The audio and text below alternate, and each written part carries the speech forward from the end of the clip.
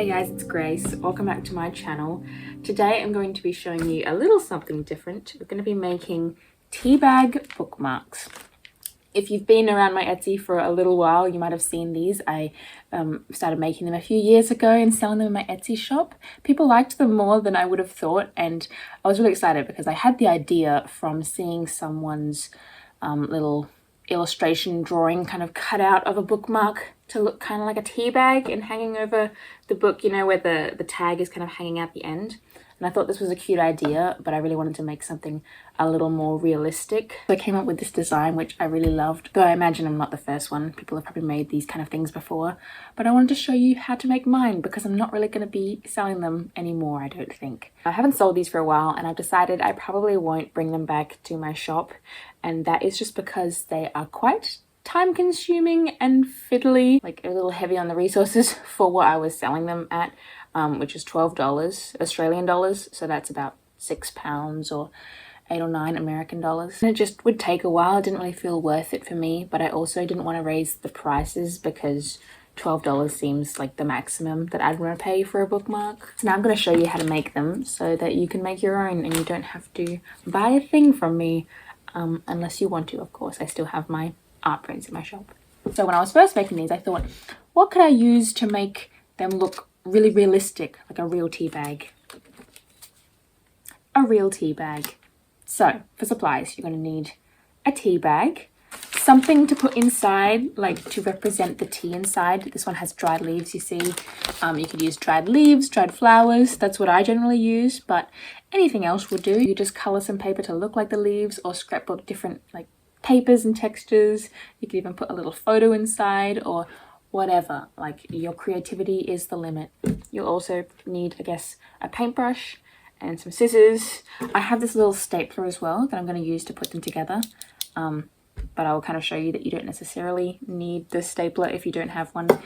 And then just something to coat them in. So I use this, it's called diamond glaze, and I've had it for a while. I use it to coat my paper beads when I make them, to make them a little more clinkety.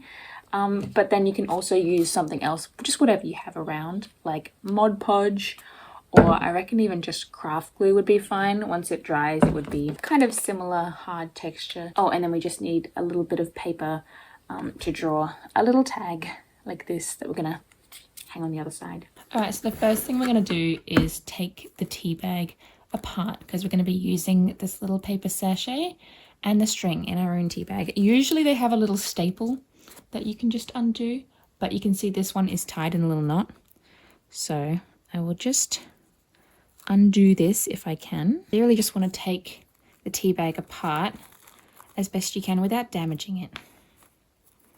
So you'll see when you open it up, it's kind of just a tube, one long tube, and then we can shake our tea out. And so as not to waste any of this, you can actually use this, just put it in one of those little tea bag strainers or something and make a tea later. And now we also want the whole string, and untie it. I'll take the little stapler out, and there's our little string for later on. Now with the tea bag, you can see when we fold it up, ready to put it back together for next time, you've got two sides. You can just stick stuff in one side if you want, but you got two opportunities here. You could do like green on one side or red on the other. Oh, this one's cool. Look how dark that is. That looks really like a tea color. But then I might cut that like that, see there? And then up this side, so it kind of looks like the tea leaves have settled in the bottom of the bag.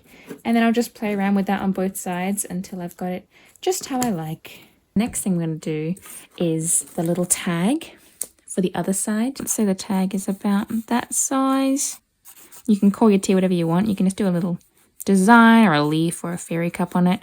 I think in my shop I had 3 designs: flowery one and an autumn one and a green tea, and they were called Bramble Brew, Flower Infused, and Autumn Harvest. And then you can just draw your little design on here.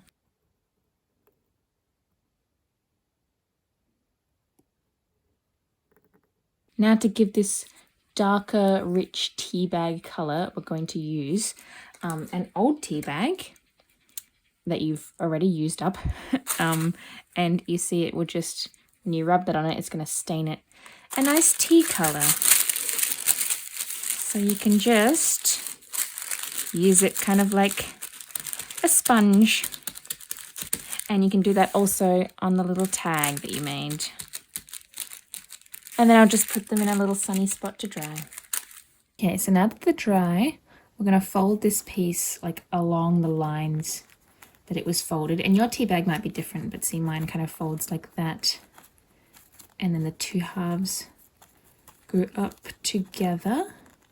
And then this little piece, it comes down at the top later. And then you're going to get your pieces of leaves or whatever you're going to put inside and put them on each side. Just slip them into the little tube spot like this.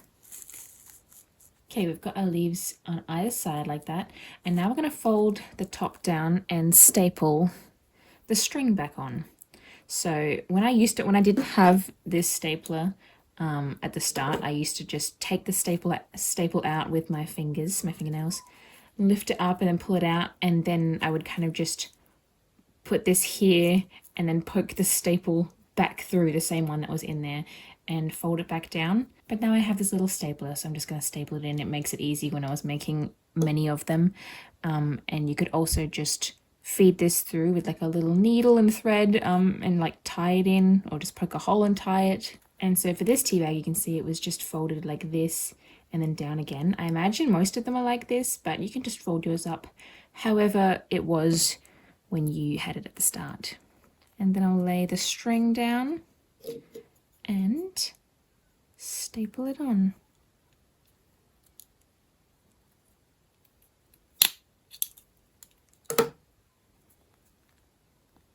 You might like to chop yours shorter. I think I'm going to chop it a little bit because I don't like the tag hanging off my book to be too long. And there we are. So this is one of the first ones I did. You can see I stapled it in, but I'm pretty sure with my more recent ones, I've been actually poking a hole in the little card paper here and then feeding this through and tying it. I think that might look a little nicer than the staple in this. I'm sort of done with this one, but you can attach them however you like. And now it's time for the final and, for me, the most enjoyable step, which is to coat it in whatever you're going to be coating it in. I'm going to use this diamond glaze stuff, and this is all I've really used for it, but I've used similar things for all sorts of other projects, so I think it'll be fine with Mod Podge or glue, like I said. And this is just going to coat it and make it more clinky and durable. And I do like to add a little bit of water with my glaze. And it's very cool because you'll see the magic happen when I paste this on. It will reveal the leaves and the stuff underneath.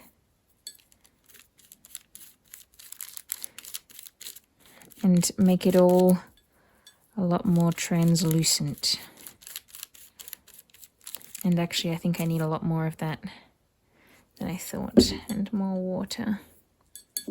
Yeah, actually. More water, maybe like half water, half glaze. You could play around with this, of course. I suggest making a few of them, seeing what you like best, what works for you.